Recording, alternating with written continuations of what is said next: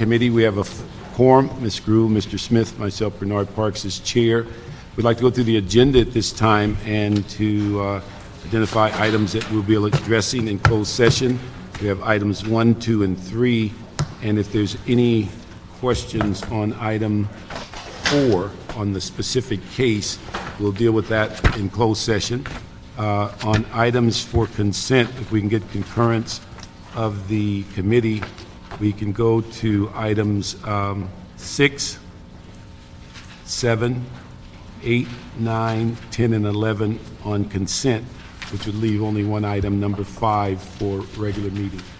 Move approval. Okay.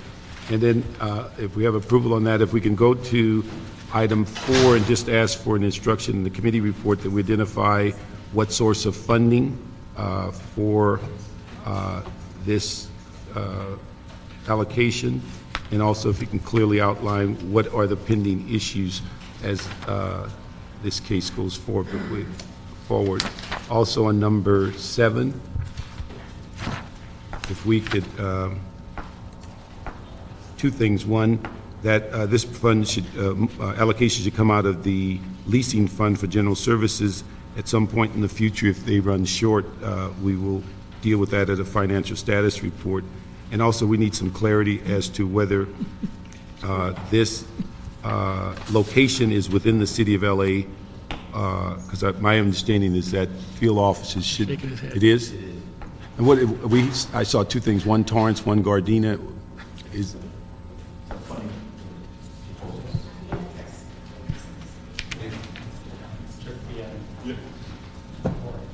It's in the city of LA, but it has a funny post office designation where I think the post office shows Torrance, but it is actually the city of LA. So it's in the city of LA. If we can, pardon? We have several areas like that in our district. Torrance, Gardena. All right. So as long as the city of LA, but that we alter the report and reflect the money should come from the leasing fund of general services, of which we, if they run short during this fiscal year, we'll take care of that in a future FSR. Okay. We don't want to pay you up front. Okay. So we'll move those items and then go to items 1, 2, 3, and 4 in closed session if there's items, issues on number 4 about the case.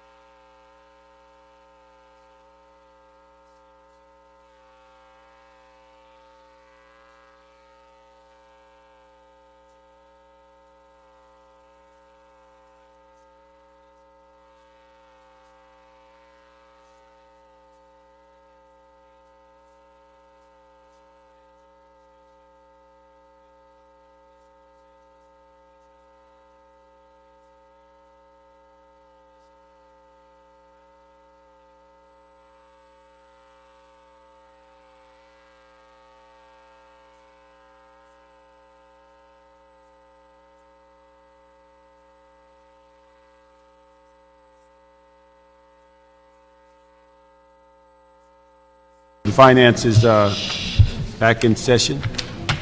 First is item number 4, which is the funding portion of a city attorney report relative to a request for appropriation for outside counsel in the case entitled Dillingham Ray Wilson versus City of Los Angeles.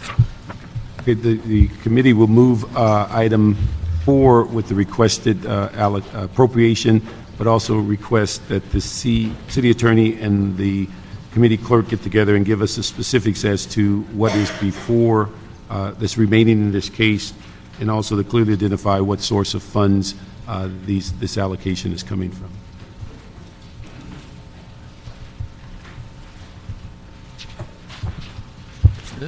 Next is item number 5, which is a CAO report relative to the first financial status report for the fiscal year 2008-09. There was an amendment that was submitted to the committee clerk, which amended recommendations 1, 7, and 10. They did not impact any amounts listed in the report. There was also an addendum that subsequently was submitted to the committee clerk, which is in regards to the Griffith Observatory renovation and expansion project, which was completed back in October 2006. Let me ask the CLA to come up also with the CAO. And this is our first one, so Ray, if you could kind of walk us through it, and I'd ask the committee, you can, as we go through the questions, as to pages that we can ask those questions as you move through the report. Okay, if I may, I'll just start off with sort of an overview, and I'll let Maria fill in as well on sort of the expenditure We'll use side. the report as your format. Fantastic. As you know, this is our first report for the fiscal year, and the report primarily focuses on the year-end receipts and reserve fund balance, and sort of highlights some issues as we go forward. We did about a few weeks ago, 3-4 weeks ago, we were reporting to committee as far as where we were with revenue and receipts. We don't really have anything new to update. Basically, the numbers have been finalized. We were short last year, approximately $29 million. That 29 was attributable to the property tax. We were short about $22 million in secured receipts, which we believe primarily was due to the reduction in the collection rate. Though I do need to note that our July receipts were approximately about $11 million over budget, which we think that was sort of a carryover from the prior year. I don't know if the committee recalls a couple years back we had a similar situation where we were short, and then the county made that adjustment up on August. We are also a little short in license permit fees and fines. This primarily due to the fiber, some airport-related services, and other reimbursements from special funds. Given that shortfall of approximately $29 million, it did play into our lower reserve fund balance for the beginning of this year. On a budget basis, we stand at roughly $181 million, which is just shy of $12 million short of budget. Now, in that number, there's about 14.9 that we have not actually received. The budget called for this amount that was going to be transferred from general fund receipts to the reserve fund. That transfer has not been made and probably will not be made till we get the property tax receipts in December or January. But at this point, we fully expect that transfer to be made, so we will be made whole. Based on just last year, when we started the year, we were at $128 million. We had a similar problem last year with the revenue. So we are higher than we were last year at this time last year, but certainly we are short of budget. As we go forward, we do think things are going to be tight. Our revenue, we're sure looking at the economy, the direction of this economy, whether it continues at its current plane. We feel that we are in a good position at this point. Certainly, we'll be tracking the economy-sensitive revenues to see whether there's a further slowdown, or actually perhaps maybe towards the end of the year we may actually see some sort of recovery. We are certainly concerned about the state. We've been talking about it for several weeks. We haven't seen any actions. There's been a number of proposals that have been laid out there. Nothing's been finalized as of yet, but most certainly we are tracking that, and as soon as we get any information, we will forward that to you for possible action. With that, I'll let Maria go into some of the overall expenditure issues. Let me just ask a question before we get into expenditures. I just want to make sure I read this properly. On page 2 of the report under short-term layoffs, the last sentence, we moved the $19.8 million to transferred it to the UB, and we say to eliminate the mandatory short-term layoffs. My perception is that we're moving it, are we eliminating mandatory short-term, or is this for salary or to add to the individual department accounts that are not going to participate in the layoffs, or how is that $19 million going to be used? The way we envision this, that as you may recall, the total number that was set aside in the budget was just shy of $36 million. 23 of that was general fund.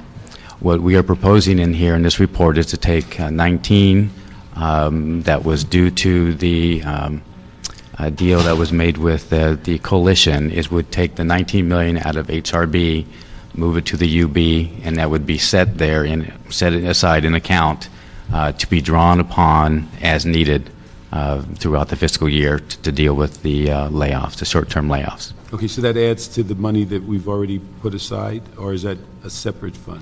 No, there was nothing was set aside. Basically, we're taking some money due to the coalition agreement, taking that money out of HRB and moving that into an account in the UB. And that would be used for when different departments have a shortfall during the year? That's correct. Can I ask a question on revenue while we're talking about, I don't see business tax highlighted at all. Would that stay even? Or did we see a reduction? Actually, or missed we it? were I think, the end of the year, we were down about $2 million from our revised estimate. Okay. So And- actual receipts were 466. We're actually 466. And on the property tax on page 4, when it says most components of the property tax were close to target except for secured receipts, which fell $22 million. Could you describe what that? Well, basically, there's several components of property tax. The secured receipts are certainly the biggest component of that. And that $22 million, as I stated a little bit earlier, we believe part of that came in our receipts in July. Basically, we had a late So that- remittance. Okay. However, the other portion of that, we do believe it's due to the falling collection rate. And last year, we had budgeted a little over 96%, and we do Right. believe it's falling a little bit. So. Right, because it said, the average rate up until 2007 was about 97, and this last year about 96, and we planned 95.5%. And certainly we're going to be taking a close look at that. We do believe that the collection rate may continue to fall a little bit lower than what we had budgeted, but because of the increased assessed value, that should offset that falling collection rate. Okay. And the county's responsible for that collection? Yes. Okay. It'd be interesting to understand how they go after that and so forth. I mean, as we have our own challenges within the city, but to see which ways they're going after that. Okay. Ray, could you go over, what is the specific definition of the secured receipts? What does that cover? That was kind of where it's going to. I thought I'd just gloss over that and I'd Yeah, explain it and understand it later. Same note. Yeah, what's the difference between the secured ones and the unsecured, or The some other secured is basically category? on real property. That's really, it's basically like the house I own. It's basically on actual real property. Unsecured is really on other property. Intangible. That's as clear as mud. Because I thought property tax was real property. There's actually some intangible property. There's actually intangible property as well. There's actually several components. I mean, there's the secured is the biggest component of it. You have your supplemental when you have a sale go through after the assessed date. This is really kind of the catch-up. Many folks, when you buy a house, part of the escrow closing instructions, there's a sort of a catch-up on property tax, so that's where the supplemental. There's redemptions. Redemptions are usually when someone finally say that hasn't made their property tax payment, and then at some point when a a property is sold or they make up, and that comes usually through redemptions. So if we have more sales, we're going to get more documentary transfer tax, which we want, and we'll get paid our property tax at the same Yes, time. yes. And And that's one of the things about, on a foreclosure, if property tax hasn't been paid, when it finally does turn over, then we will see. see our money do that.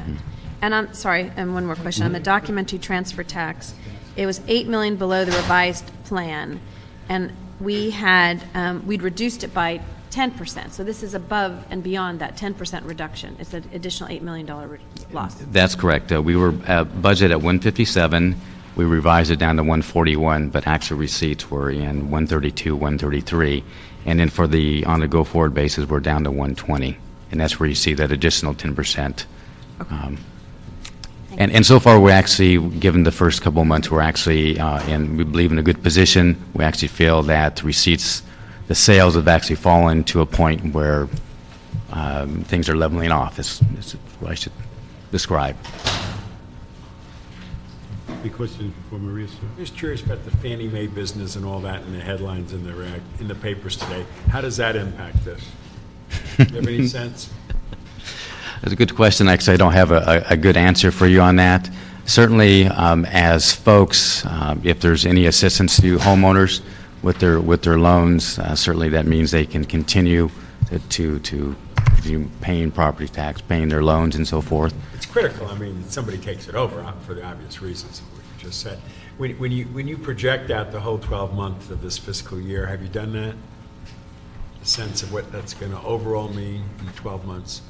Yes, I mean, part of the process is we sort of do a continual review, and certainly, the market is continuing to change and move a little bit, but we feel as far as our budget position, we're in a very good spot. Like I said, we are worried about the collection rate. Right. We'll see where that goes, but given the higher assessed values, we think that's going to probably make up for most of that. Values, do you say that'll stay stable, or do you think it might go down, the assessed value? Certainly at the 7.9% for the current year is high, and it will come down in subsequent years. Yes, it will. But certainly that goes, that should give us some comfort in that the home values actually within the city Yeah. are not dropping quite as rapidly as in the outlying areas of the county, Riverside County, San Bernardino County as well. Right. Thank you. Maria? Good afternoon. I'm not sure if there's a specific order you want to You just discuss use the this report as a in. format? You want to follow the report Yeah. format?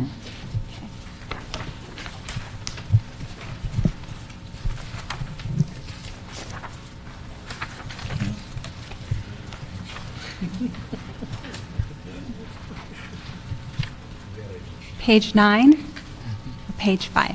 Page what?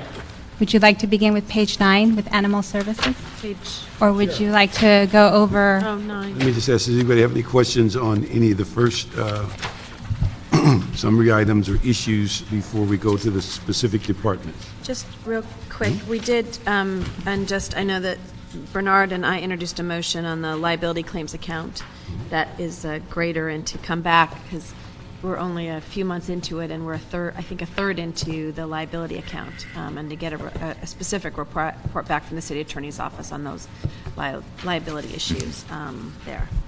And then on the five-year budget forecast, five-year forecast, it indicates that it's less than our anticipated. I mean, it's still 281. 80, yes. Better than Slightly less. 293, but Yeah. still, okay. Thanks.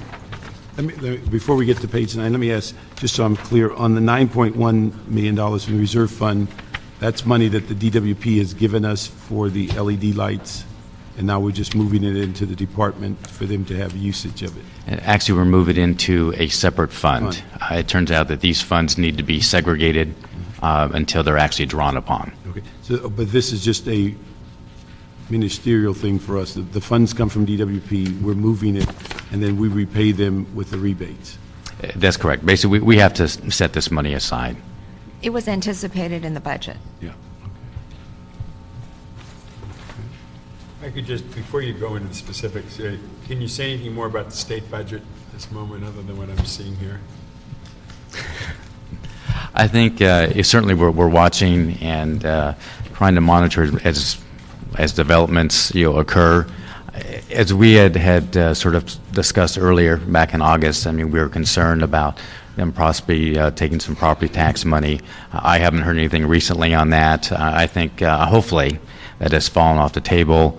Certainly the Prop 42 suspension of that money, that is still a real concern.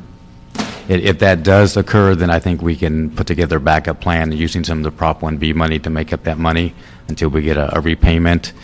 We are hearing reports about CRA, where they're going to be looking at a 5% draw from CRAs. From what we've been hearing, it's probably a solution that certainly may occur. I think the other piece is that we've... Explain the CRA a little bit more. Basically, it's funds that are set aside, and they are going to be drawing, I think, roughly about 5% from CRAs, and that certainly is going to affect us and some of the projects that may be in development or being proposed. It's like when I see the Grand Avenue project continued, and question it, could it impact something like that project? I think we'd have to ask CRA as far as what the impact will be, but there could be multiple projects. And can we get the CRA to come before us and give us an update? I think that would be good. It's my understanding that this issue is actually going to be discussed this Wednesday, I believe, in HCED committee, and that the CRA will be coming forward to speak specifically on this issue and discuss the impact on the CRA. Great, and also on the state budget, some vendors haven't been paid, starting to have a small business effect and unemployment and issues like that. Is any of that affecting us? As far as our accounts, I don't believe we've had actually any impact as of yet. However, starting to drag out, and certainly I think we may be seeing some impacts in some of the monies that are coming from our parking fines and some other small accounts. But we have to report back on actual impacts in our next FSR. I think the last piece that I wanted to mention, certainly we get some other grants. This is kind of the COP grants and perhaps some of the other juvenile justice type grants. We're hearing reports that some of those grant funds may be impacted as well. If they don't have, I'm hearing they're going to have a budget in a couple of weeks, within the next couple of years. Everybody's being optimistic, at least the big five are saying that kind of thing. Would you report back if we don't have anything in a couple of weeks? Yes, we'll have to report back. Okay. All right, we'll move to page 9 on the discussion items. Beginning on page 9, first of all, I'd like to point out that this information is based on preliminary information that the departments have brought to our attention. It does not reflect year-end expenditure information. It does not reflect expenditure information through the month of August. That information we anticipate we'll be receiving in the next couple of days from departments so that we can report to you in the second FSR. So this is based on preliminary information. Issues that have been raised for the Department of Animal Services, as you may be aware, is the issue of the 31 animal care technicians. The adopted budget provided approximately 3 months funding. In order to continue these positions through the rest of the year, additional funds would be necessary. Absent those additional funds, layoffs would be likely. Currently, approximately 28 of these 31 positions are filled. When would we have some idea of the alternative plan and whether that's acceptable or whether that's going to go?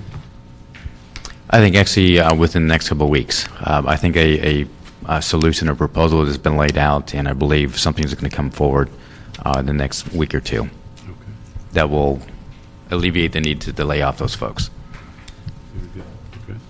That's really good news. If I could on that subject, I'm sorry. No, I was just going to say, I think you got a sense of the group recently that there was an interest in trying to keep those positions. So Is anybody from Animal Services here? The one thing I'd like to get a report back on is an aggressive strategy on their part for licensing dogs. I've been saying this for 3 years, and frankly, the percentage of licensed dogs is so small, it's an embarrassment. there's some private sector people willing to partner with us. I want to do a pilot in my district on it. I would really like to get a report back on how we're going to increase the number of dogs being licensed. I want to get a better understanding than just hearing it. I want to see something. Yeah. Great. Let me ask you, I think the committee asked a while back on that similar issue whether we had priced ourselves out of the business of licensing because it was $100 for license for We're on all altered dogs, yes. unaltered dogs and only, what, $10? I'm going to say 10 or 15, I think it's 15 now. But that was, we had also asked for a report back of whether we priced ourselves out of business, particularly in areas that we'd like dogs, people to be more sensitive to altering the dogs, and yet we've maybe caused ourselves a dilemma by raising the cost of the license so high. So we can include that in Mr. Rosenthal's response back. We can clear up. We actually, I believe, a couple weeks ago, we released our report on their fees and services, and I think it should be going to public safety and then ultimately to this committee. We'll be happy to make sure we've included some of that information. I'd also like to get the adoption process, how it's going. I actually adopted 2 little kitties, 6-week-old ones at our clinic, at our animal shelter there on the west side. How aggressively are they promoting that program? That particular event in my district, I think 42 animals were adopted, which was the highest in the history of the city. I'd like to see how aggressive they're going in the adoption programs.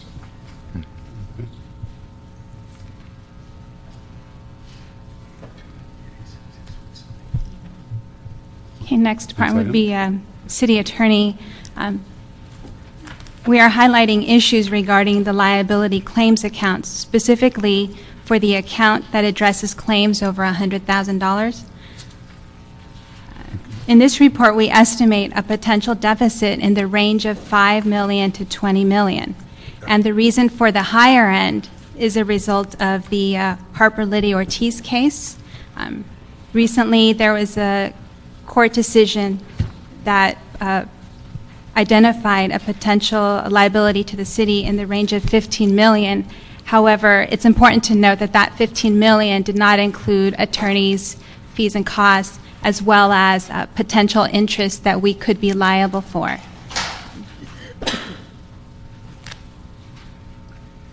And as you know, this case is related to the Rampart. It's the Harper Liddy Ortiz case. Let me ask, what is the Tohill-Burton case? What is just a synopsis of what that involved? Because you list that as one of our potentials also. Correct. Go ahead. I think Dolores is here.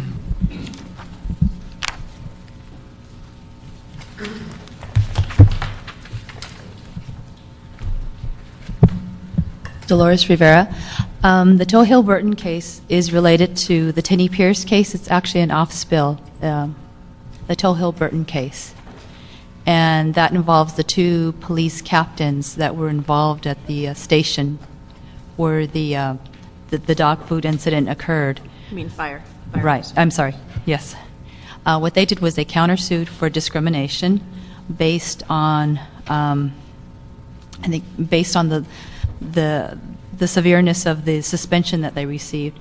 The case went to trial, and there was a verdict found in favor of the plaintiffs Okay, thank in you. the award of 1 point. And is that one we're appealing? I'm sorry? Is that one that we're appealing? Yes. Okay. Yes. We're appealing. What was the- Actually, what we're doing is the attorney's strategy in this one is to. We don't want to get into strategy. I'm sorry. Okay, sorry. What was the dollar figure you said? It's 1 point, let's see, I have on my notes here, 1.6 million dollars. Okay. All right, Yes, Okay. $1.6 million. thank you. Is that 2 times twice? 1.5? No, total. Okay. Thank you very much. Continue, the city attorney. Yeah, also to point out, I'd like to point out that the estimated deficit range excludes any settlements from May Day, so that could be another potential risk, depending on when those decisions. What potential risk it might be? On, no. Not at this moment, but think I'm we've shied sure we away can from follow that. up on that. I think we've shied away from a number, so we don't give them a goal.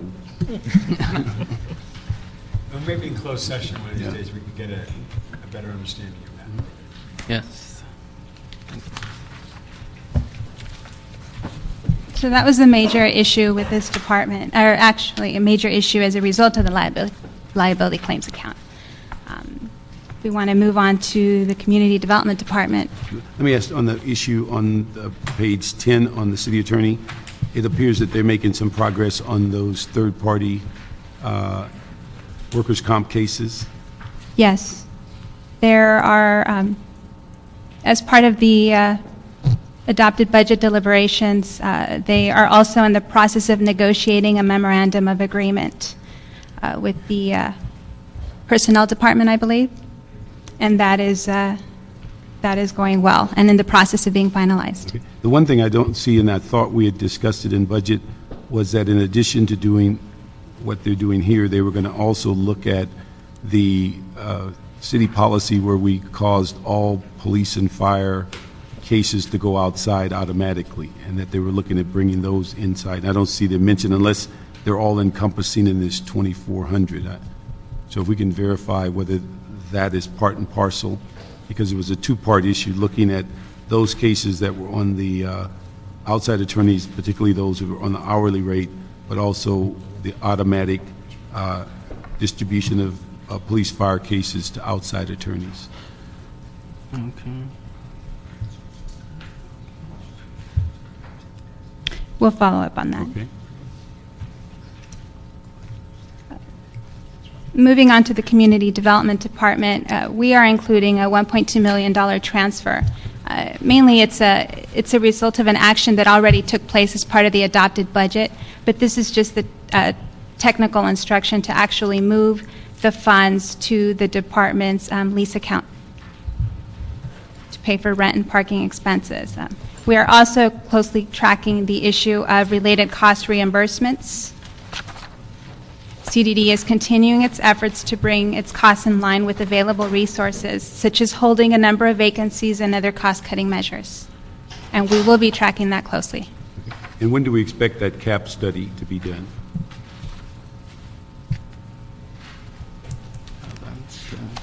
We need to get back to you on that one, Councilman. We'd be happy to report back to you on that one. All right. And then also, we really would like to make sure that the city CAO and the department make a great deal of progress on that $4 to $6 million hit on the general fund during this year, so that we're not faced with that next fiscal year. Get a new president. Yeah, that's true.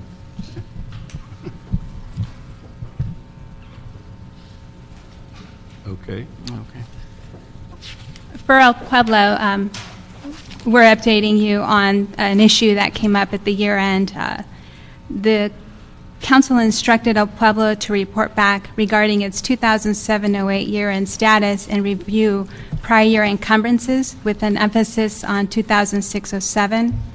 At the time this report was prepared, the department reported that it was reviewing its account balances to identify prior year obligations and would report back in its August FSR, which is due this month, regarding this issue. So we'd see that, what, September? If the information is available, it would be reported in the second FSR. Second FSO. Okay. I'm just curious, any update on market rates for some of these leases? Some 59 of them are still sitting there. I believe the department is here to address.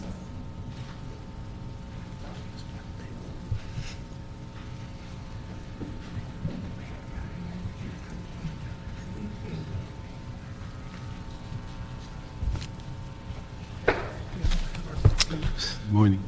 Good afternoon. Robert Andrade, General Manager. Hi, Robert. How are you doing, sir? Great. Yourself? Any update? We have received the preliminary study from General Services. It was from Riggs and Riggs. The preliminary report has been turned over to us. Staff is reviewing it. And Once that has been substantiated and we feel comfortable with those numbers, then we would go forward with the city attorney and with the CLA to come forward with a recommended Where's your contracts. sense of a timetable on that? Well, I can tell you, my timetable would be an aggressive timetable. Within 2 months, city attorney needs to prepare roughly 61 agreements. I don't know and could not speak to how long it would take for them to prepare that. Could you give us an update in 2 months then? I can do that, sir. Let me just ask, with that one closed down, could you go to page 13 on transportation so Ms. Brew can ask her questions because she has to leave?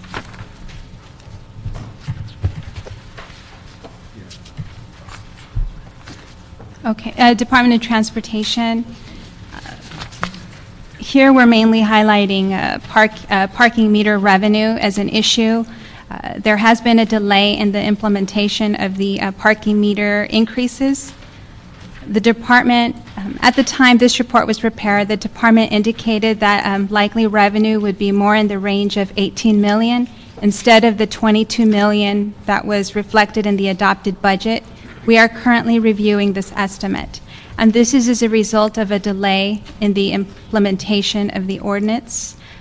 There appears to have been a 2-month delay. Could you just maybe, I don't know if DOT, could you let us know what was the 2-month delay? You did make me aware of this a little while ago, so it's not new, but I just want to... Good afternoon, Amir Sadati, Assistant General Manager. As we discussed throughout the budget, we did mention that it would take an ordinance to change the rates throughout the city. And as we did with the parking fines, we also, this was one of the ordinances before the entire council. It was approved as part of the budget. The ordinance needed to come separately. So I think as a city, we just failed to bring the entire matter into the ordinance, and then there was a time period where an ordinance needs to be posted before it can be enacted. So the 2-month delay is actually in the actual change where department can change the rates and hours of operation, and we needed the ordinance to be effective in order to do that. So I think what, you know, because this happens every year and we try to figure out, and if you can make it implement, that we need to work more closely with the CAO's office, because now we have to find $4 million, and if, not that it was easier to find in May when we were looking at this, but if the reporting, the timeline as far as notification takes that amount of time, we should be, you know, try to make that more accurate. Just my other quick question is, I understand our citations are down a bit as well this year, not part of the FSR, but we'd heard that they were down. We unfortunately have about 46 vacancies right now, council member, and we are in the process of going and recruiting a new class of officers. So the department's done a lot of things within the parking enforcement. We're also doing almost a 2-year study where we're actually realigning our officers now that have the technology in their hands. So a lot of these things that we're doing actually does take them away, again, including with additional traffic control hours. The more we have them out there doing traffic control, the less they can actually be doing a citation issuance. So we've worked out a way to do creative things. We have looked at our efficiencies and made some changes within certain units. For example, with the abandoned units, we've reduced that size and put from 32 to 16, and we put the additional officers to patrol and do the citations. We're only a few percentages off, and this is only the second month, so we're in. But we believe that we're going to be able to be out there and catch those violators and hopefully do a better job. Let us know, particularly as we know, sometimes getting in cooperation and personnel and not blaming them necessarily, but is there anything that we can do to make sure that we're on track and to maybe ask as part of the next FSR with whatever period of time to give us kind of an update? Thank you, and we are on track as far as we began our rate increase last week, so we're excited to be able to roll out the new technology as well as the rates, as well as the hours of operation. So I know it's going to be a little bit slow, but we're really gearing up, and we hope to keep our promise, which was about 90 days from the installation. So we feel that by December or so, we should have all of the rates and hours changed throughout the city. If I might go back to my phrase, gold in the gutter, back in the budget process, you picked up some of the gold in the gutter. Two questions. One, how are you PRing it and letting people know that the rates are going up? Obviously, there has been some attention with the media, so we've been working with each council office as we begin that work, and each council office has been helpful with alerting the neighborhood councils. We do have information on our website. We have also began an ambassador program where we actually go door to door to the businesses and provide them with a brochure. And also our traffic officers are acting as ambassadors for the first 3 to 4 days, helping the public learn the system, and we're not issuing the citations. Could you let my office know specifically about CD11, where the rates are going up, the locations, the time frames? It's going up to 8 o'clock? In some areas, yes, that would be the city standard 8 to 8 p.m., but some areas are going to go till midnight on Friday and Saturday, generally where you have restaurants and you have shopping and different activity, and in some areas also on Sundays.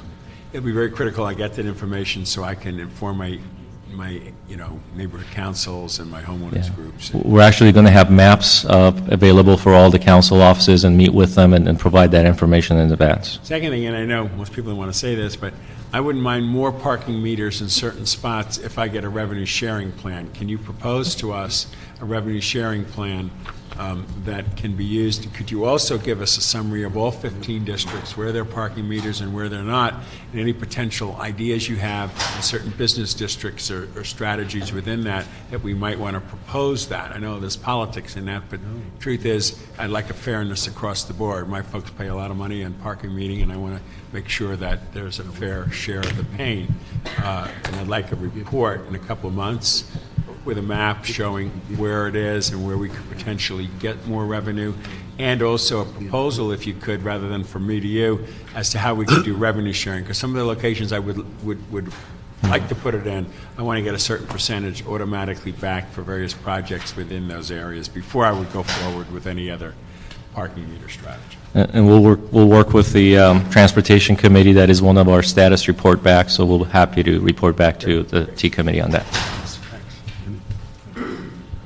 Let me just ask one thing. A while back, we did a motion because we were told that when we looked at the entire parking meter issue, that we could possibly raise more revenue and bringing that collection of parking meters inside the city versus the vendor.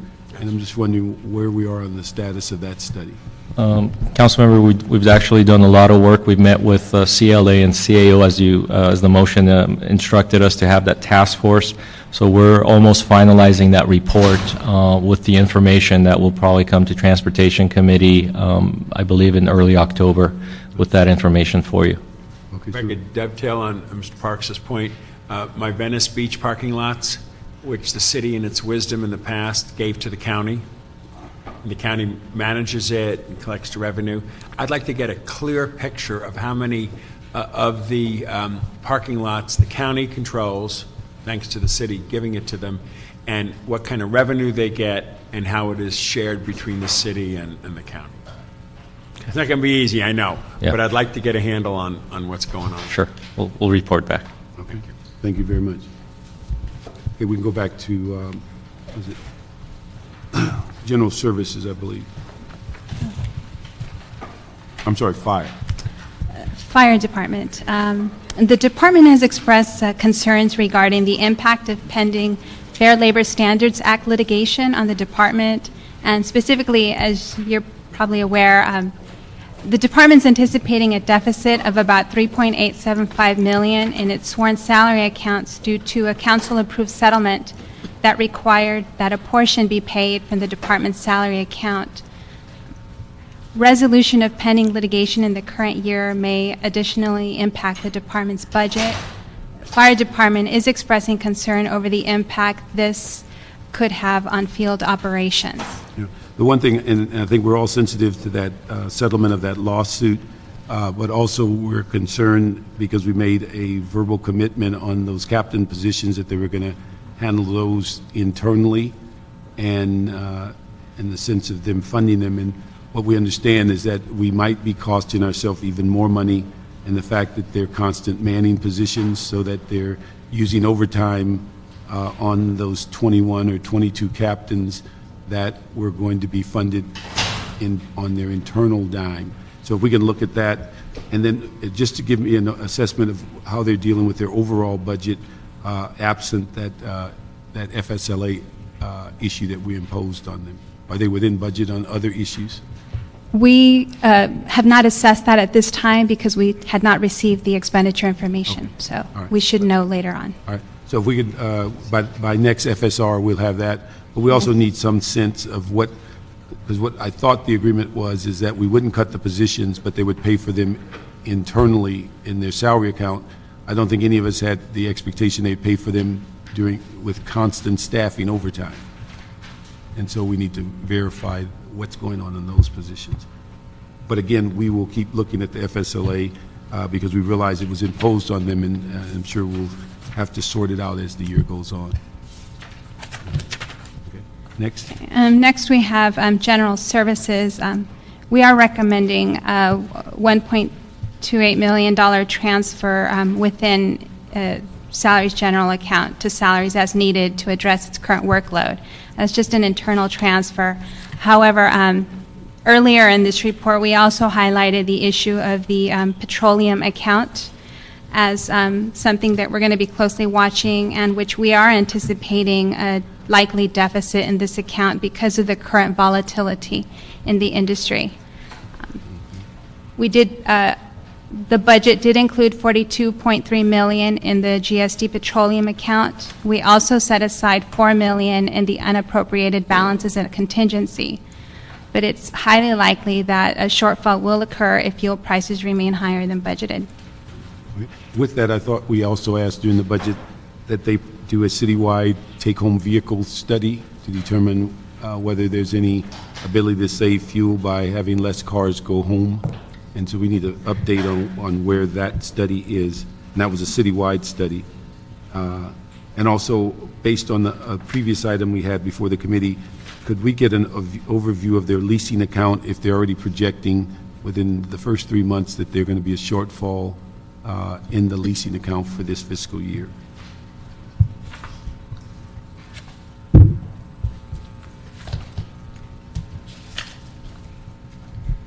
Okay. I think just one thing I wanted to highlight, I think the department is doing a good job of trying to look at options when it comes to petroleum. I know they're in contact, I've been in discussion with the counties to see that we can leverage some of our, purchasing contracts. So as we get more information, we'll report back on those. But the department is actively trying to look at ways to reduce the cost. Oh, no, they've done a good job, and I think in the past, and we know that the fuel is something outside of a lot of our control. One thing I think they looked at a while back, and it's probably more risky. MTA does something hedging, and I think most people said that may be more volatile and more risky than what we're trying to do, so we shied away from it.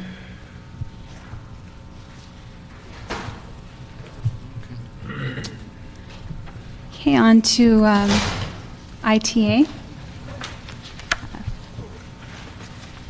We are recommending a transfer for ITA as reimbursement for work regarding the installation of communications equipment in fire vehicles.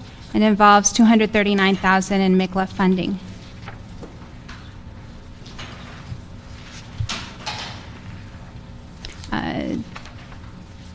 Moving on to the Department of Neighborhood Empowerment. It's a transfer from the unappropriated balance for neighborhood council. Just one second, gotta go back to ITA.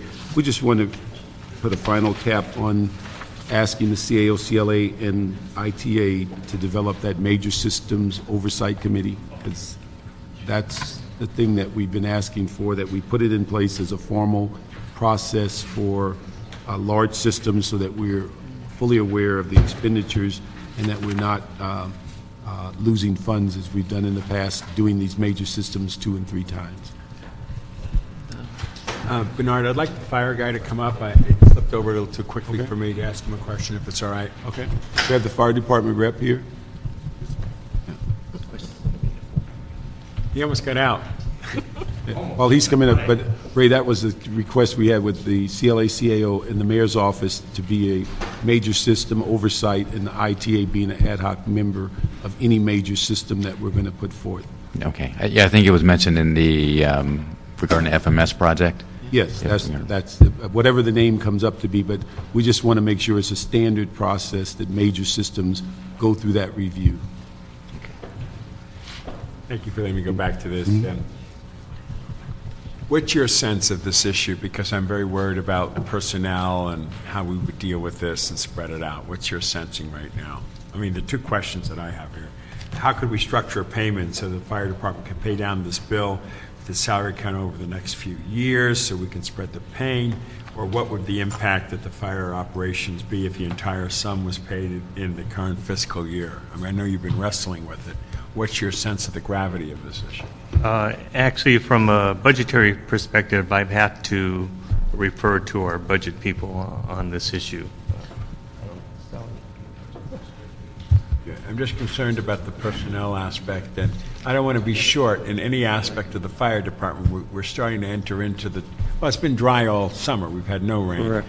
And things are, I was at a homeowners group up in Palisades yesterday, Casa del Mar, and you can see the whole set of the mountains up there is full with vegetation, and it's actually a state park. So we don't even know who will do what up there, and we're very worried about dealing with it. So it brings me back to that whole interest about that.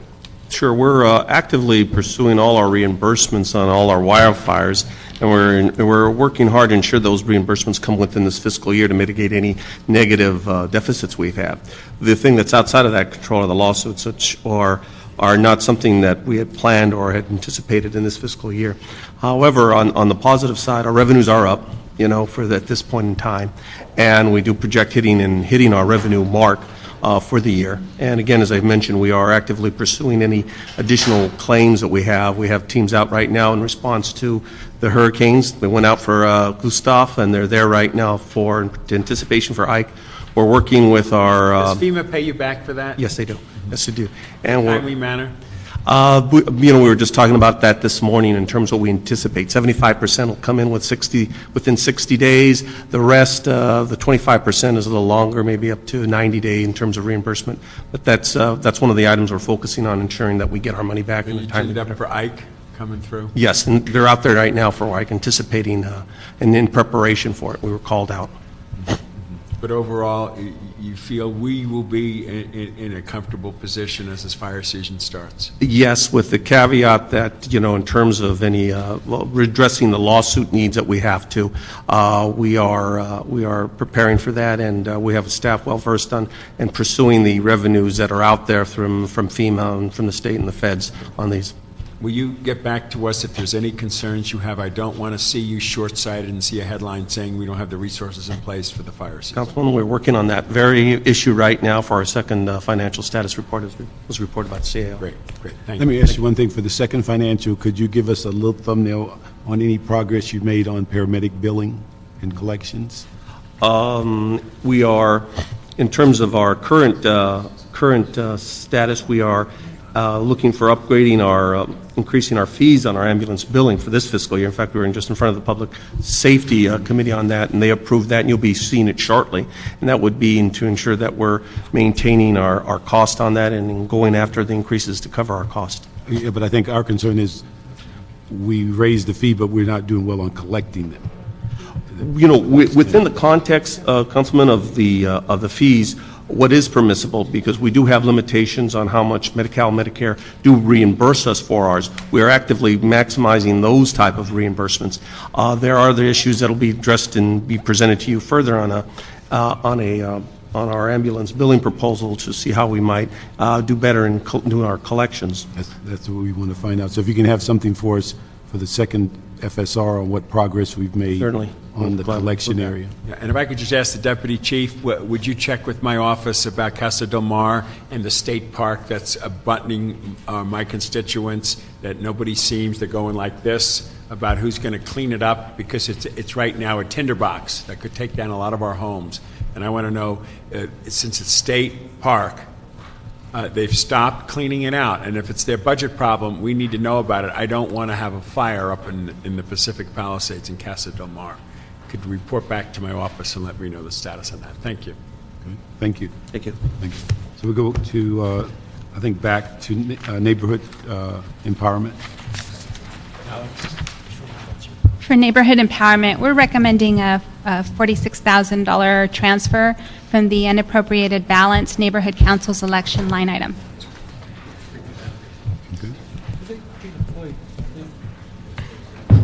Personnel department. Personnel department requested a reappropriation of about $191,000, which we are not recommending at this time. However, we will be looking into this issue in subsequent FSRs. But the $191,000 was requested to pay for COLAs for non-represented employees. And then on that one, I don't have any problem with what we've identified. We just need an update or some status on where we are on the RFP on medical plans, because that, I think, is getting close to expire, and we've gone out, I think, with an RFI and then now an RFP, or when will those come about for our approval, and if they're within our budgetary allocations?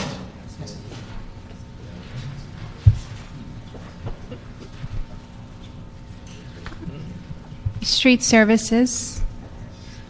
For street services, we're recommending a $538,000 transfer to the Bureau's salaries general account to provide immediate cash flow pending the release of the city storm damage repair program report, which is currently pending. And this projects for this program were previously approved by council. But what was the confusion or whatever between the allocation from the harbor regarding the $2.2 million? How are we going to resolve that? There is an action that was taken in the 4th FSR to provide funding from the harbor for the Wilmington Industrial Park project.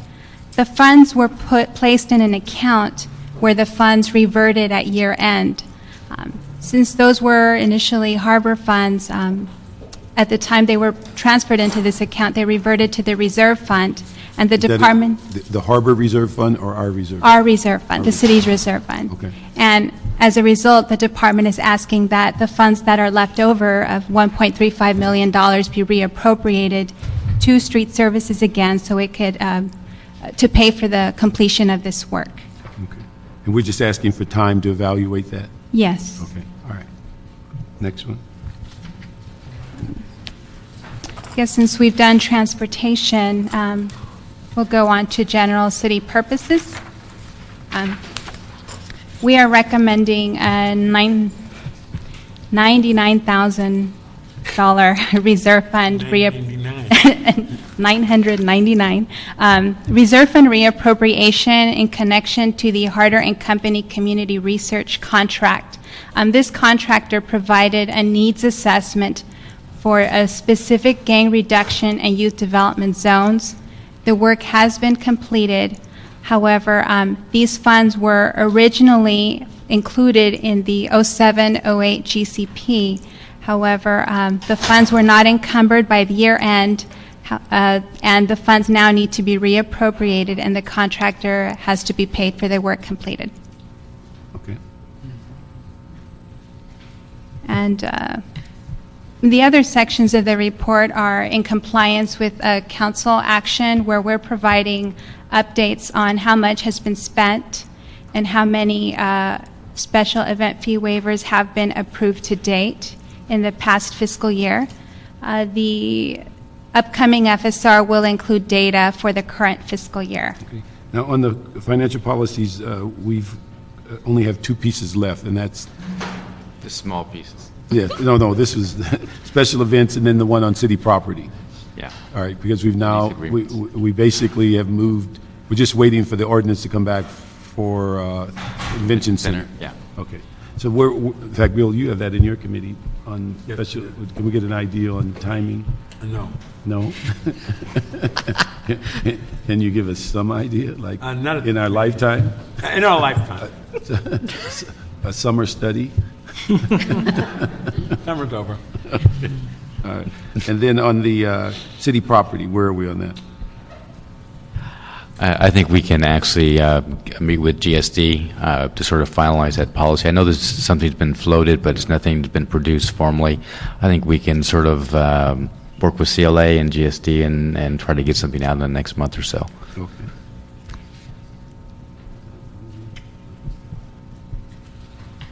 Okay. The next one's on, I guess, what, development fees? Yes, we're reporting on expenditures for last fiscal year. 2 development fee subsidies were approved. Okay. Next item.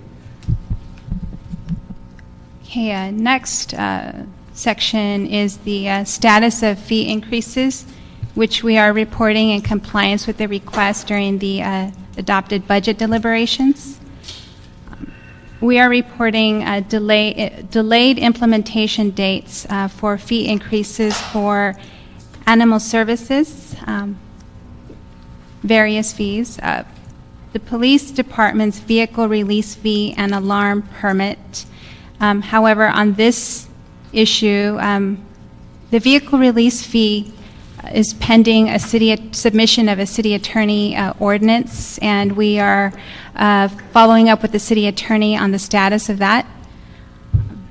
The other one is the alarm permit, which a CAO report on this matter was released and was considered by Public Safety Committee. So that's moving on. Do you have any sense of the decrease in revenue? Because of the timing factor? As far as the alarm permit? All of them. For all of them? Yeah. Kind of an in some cases, there may be. However, we are still looking at this, and there may be a likely decrease in expected revenue, but it's too early in the fiscal year to properly assess that. But we will be looking at this. There have also been delays in fee increases for the Public Works Bureau of Con Ed, a permit fee. And the Bureau of Engineering, there were various new fees that were increased. There was a slight delay. And as previously discussed, transportation meter rates. And these are all the ones listed on attachment A? Yes, they're broken. They're summarized in attachment A. I'd like to ask the CAO to get with the impacted departments and the city attorney and see how we might facilitate those fees getting implemented so that we do not have more time lost.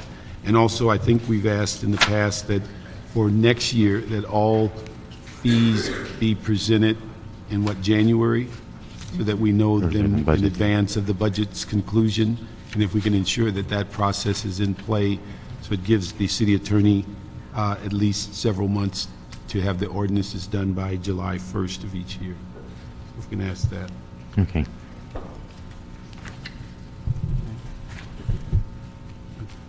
Anything on the attachments that should be brought to our attention?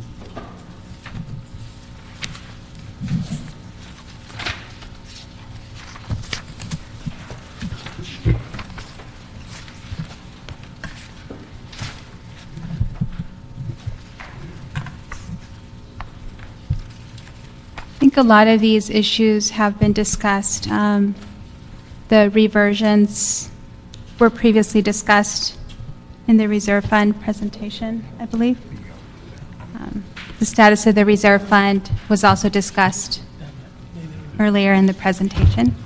And attachment 3B is merely a reporting of what's in the UB at this time, based on what we've done prior and also what we've just done on this report.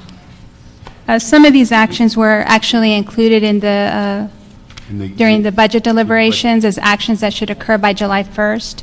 Okay. Some of these are included in the current report, such as the done transfer. Okay. And the establishing the account within the UB for the short-term layoff agreements. Okay. All right. Let me just ask,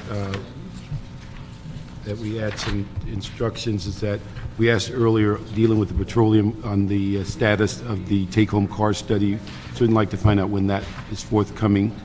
Also, direction that CLA, CAO, and the city attorney work together on the current ordinances, in the sense of revenue ordinances, to bring those to a conclusion, and also the process for the 09-10 budget to make sure that all recommended fee increases are to the committee before or by January 09. We'd like to have as a routine update on what's going on in the state budget, and hopefully by the time this comes to council, we may have a state budget, but be prepared to give us what updates we have in that area.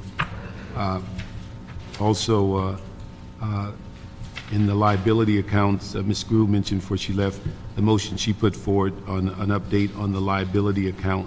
So we get a status on that.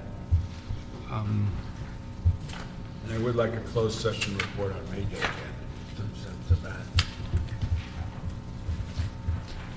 And then, do we have any status on the recent motion the council approved on the, for lack of a better term, the revenue sheriff, and is that? Actually, I believe there's a working group that is looking at that issue, and there should be a report back soon. Soon, yes. Okay.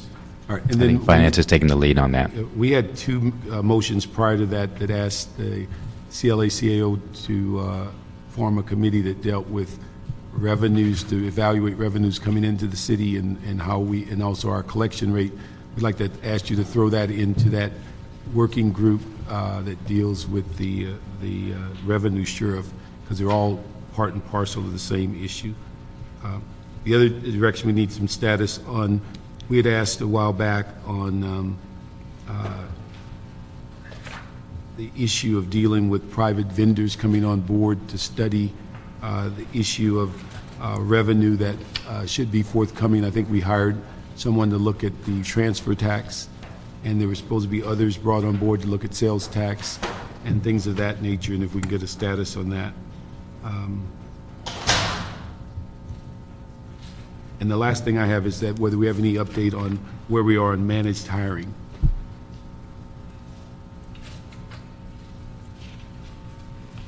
Mr. Parks, if I could also add Measure S, which we passed, is going to be more inclusive on certain areas. Went down a point, but more inclusive. Do you have any sense of how that's going to work? Because I know we see a drop in revenue, but I'm assuming we're going to capture other revenue. Well, yeah, we are hopeful that we'll, by broadening the base and making it more equitable, that we will capture more. At the end of last year, we pretty much were on plan for the most part. As we go forward, we're certainly going to track that source very closely to see whether there's any impact, but hopefully we're going to be, we'll be on budget. Okay, and as so we go. hopefully next quarter report we can get an analysis. Yeah. I think the last thing that was brought up a little bit earlier, we did pass out an addendum to the report, and we're happy to go over that report if you have any questions. This is, if you may recall, the controller released an audit on some public works funds. We are thank her for her work and her staff in identifying these funds, and we provided some recommendations for the use of those monies. Primarily, there's about 1.1 million that we'd like to have booked as revenue. Ray, what are you referring to, the attachment, the revised attachment? I'm sorry, there's actually an addendum report Oh, there. the written report, okay.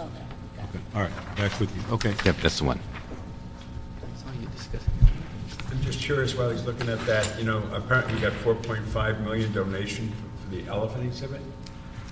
I'm reading that. Do we know who we got it from and how that came together? Glaza? Glaza. Plaza? Did we thank them appropriately and all that? I'm sure we did, yes. I'm sure elephants are happy. I'm happy. Yes. Okay, these are the amendments. You've given us a report dated September the 8th, and then also changes in recommendations 1, 7, and 10. Yes, those were just technical adjustments or amendments to the existing spreadsheets. The addendum actually provides some recommendations to the funding that was identified in the controller's audit. Okay. And then we have attachments revised for 6 and 7. Yes. Yes. Okay. All right. So do we have anything on the managed hiring? Because that's my last question. As far as just an update, other than perhaps some concerns from departments, giving some timing and some other things, I believe sort of the overall process is in doing as intended. Certainly, I'd ask departments to look at their requests, prioritize those requests, and certainly look at submit requests in key areas, revenue and other key operational areas. And certainly those come through, our office reviews those, and then we forward recommendations to the mayor and council. Has it been long enough for us to see any